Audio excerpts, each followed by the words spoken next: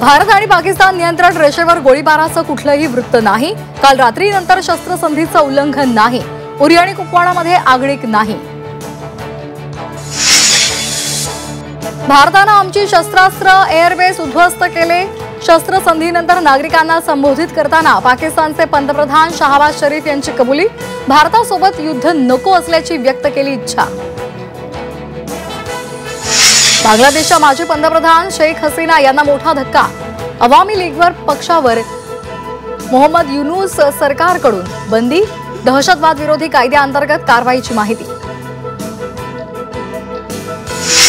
Monsoon यंदा 27 मे रोजीच केरळमध्ये दाखल होण्याचा अंदाज। मोसमी वाऱ्यासाठी पोषक स्थिती असल्यामुळे मान्सून वेळेआधीच दाखल होण्याची शक्यता।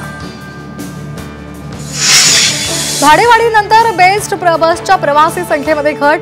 पहिल्याच दिवशी प्रवासी संख्या 2 लाखांनी घटल्याची माहिती। तर तिकीट दरवाढीमुळे बेस्टच्या उत्पन्नात 1 कोटींची वाढ। मुंबईच्या अंधेरीमधील बहुचर्चित गोखले पुलाचं आज लोकार्पण। तब्बल 2.5 वर्षांनंतर पूल पूर्ण क्षमतेने सुरू होणार।